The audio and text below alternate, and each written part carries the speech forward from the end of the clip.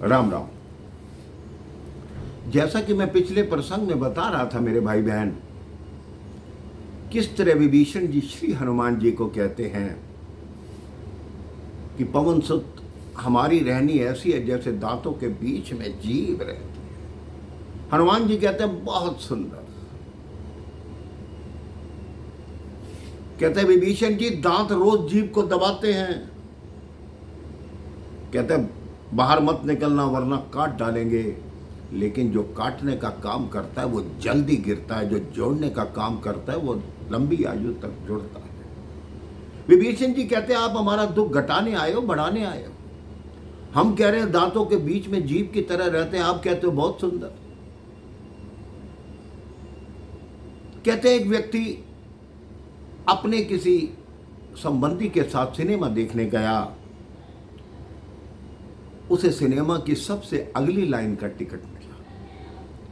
पूरा सिनेमा उसने गर्दन उठाकर देखा, बहुत परेशान कि कैसी जगह आ गया, कैसे सिनेमा देखना पड़ रहा है। सिनेमा खत्म होने वाला था।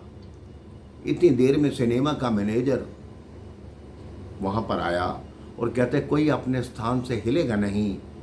इस सिनेमा के जो कलाकार हैं वो लोगों से मिलने के लिए यहां पर आ रहे हैं। मेरे भाई बहन, न सीट बदली, न टिकट बदली, न सिनेमा बदला। जो सीट सबसे बेकार थी आज उन कलाकारों को देखने के लिए सबसे अगली सीट सबसे बढ़िया हो गई।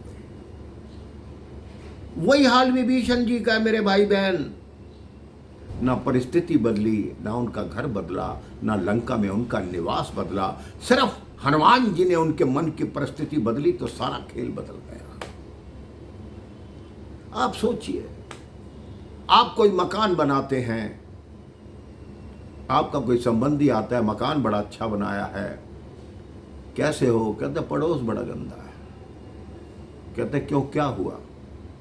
कहते सारे मटके वाले सट्टे वाले रहते हैं।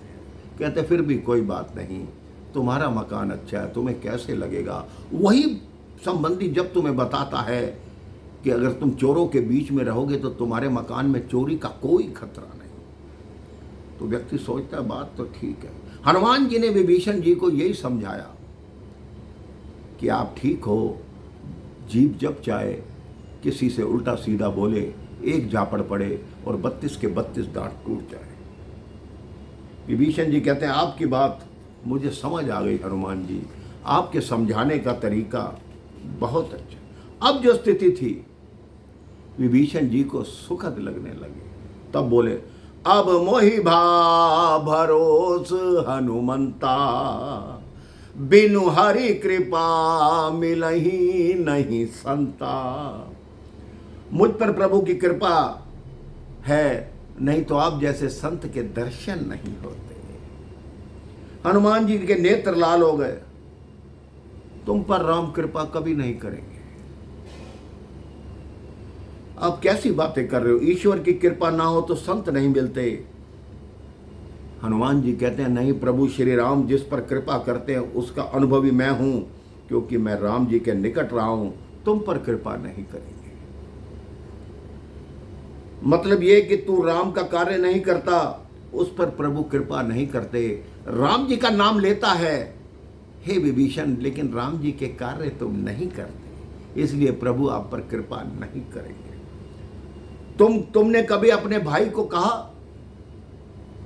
कि सीता हरण करके उसने गलती की? मुझे क्षमा करें। अब विभीषण कहता अब से मैं प्रभु का कार्य करूंगा, फिर तो प्रभु कृपा करेंगे। हनुमान जी बोले नहीं, राम का कार्य करेगा तो भी कृपा नहीं करेंगे। आपकी बातें समझ नहीं आ रही। विभीषण जी बोले कृपा तो होगी नहीं, अपितु तुमसे प्रेम होगा विभीषण। सुनहु विभीषण प्रभु कै रीति, करई सदा सेवक पर प्रीति। एक एक शब्द से विभीषण प्रसन्न होने लगा। अब हनुमान जी ने कहा तब हनुमंत कहा सुनु भ्राता, देखी चहूं जान की माता। हनुमान जी ने उन्हें भाई कहा। उन्हें मालूम था कि सीता जी कहाँ हैं, लेकिन जानबूझकर पूछा, शायद मेरे साथ ही दर्शन करने विभीषण चल पड़े और इसका भाग्य भी खुल जाए।